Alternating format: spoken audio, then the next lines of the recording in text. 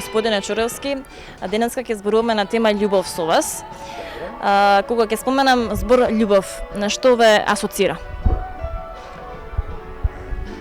Тоа ме асоцира на 43 години во брак со мојата сопруга. Ме асоцираат моите деца, моите пријатели, обкружувањето, се. Кога се запознавте со вашата сопруга?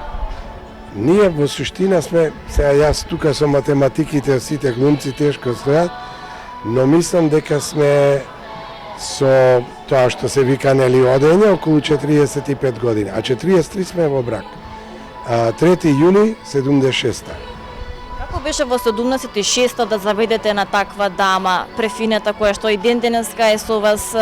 Тоа беше многу случајна средба.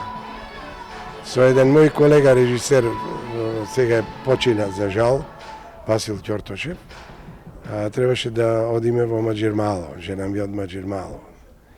И вика, ај дојди со мене, ќе отидеме Сонја, сопругата негова, а они се први братучетки. Сонја и Магдалена моја се први братучетки. И гледам една страшна женска слегува по скалите во Маџирмало.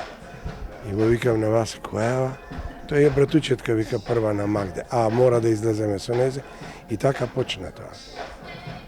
Мислам дека повеќе е жената таа која што одредува со кого ќе биде, колку ќе биде и како ќе биде. Ние мажите не сме баш такви. Имавте некоја посебна тактика да ја освоите? Не. Што да направите? Не, тактика имаше она. Да, сум ја чекал и по 50 минути и по саат. Ни една женска не сум чекал толку, а не се сум ја чекал. Каков бевте вие во младост? Во младост јас бев многу популарен, тоа се снимаше многу серии, детски, играни, радио, што ли не, филмови.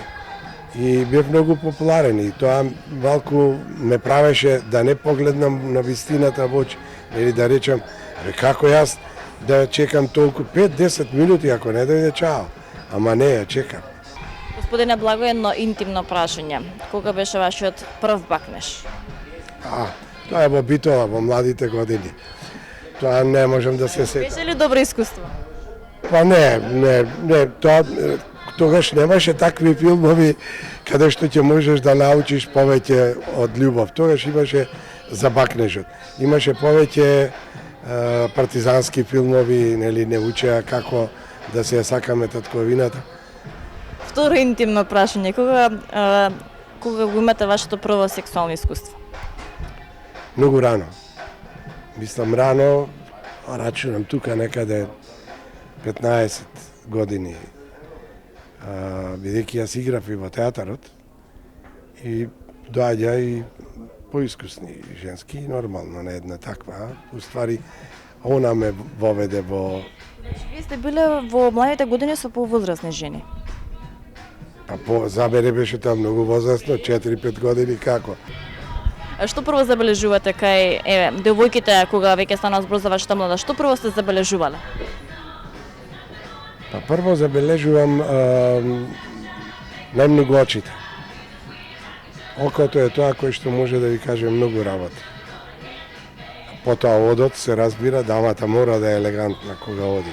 Не може да оди како нас мажите вака, нели? И се разбира најмногу душата. Кога ќе почнете да конверзација, разговор, тие први 2-3 секунди се многу значајни. Господине Чуревски, многу улоги имате одиграно, со многу актерки. Сега да ми кажете, кој најдобро се бакнува? Не сум имал во театарот многу се бакнежи, не сум имал. Такви ми биле улогите, не, стварно не сум имал. Каков совет давате на вашите најблиски во кога е темата љубов? Постои ли денеска љубов? Тоа е исто како да ви кажам дека сум ја открил водата, тоа е секој индивидуално го доживува, тоа и индивидуално може да се пренесе до крај. Јас, да кажеме, затоа зборувам, за вкусови не може да се зборува. Некојаш сум ги прашувал некои пријатели, кај, шо најде во незе. Дојди да бидеш ти со срцево мое и со очиве мои, со нејзе ќе видиш колку таа значи. Тоа е факт. Ние не можеме, како да кажем, да се правиме повеќе од она што сме. Бог ни дарил размисла, да размислуваме, ни дал можности да сакаме, да мразиме. Така да, сето тоа да се треба да го, колку е можно повеќе да го применувате, да бидете своји. Тоа е најважната особина на човекот. Господине Чоровски, рековте дека сте 43 така години заедно со вашата сопруга. Сигурно имало нели кавги расправи, па вие не сте грешеле. Како сте го поправиле тоа? Сте купувале цвеќиња, вечери некои романтични? Тоа сигурно жена ми го правил. Не, мислам не ми купувала цвеќиња, но мислам дека е дамата таа која што ќе попушти. Затоа што вие жените сте создатели на светот, ние мажите не сме. Вие создавате нов свет. И вие сте тие кои што знаете. Вие сте попаметни од нас, колку и некои мои пријатели, другари, мажите не сакаат да го признаат тоа, но јас признавам дека жената е столбот на куќата. Мажот е само гостин.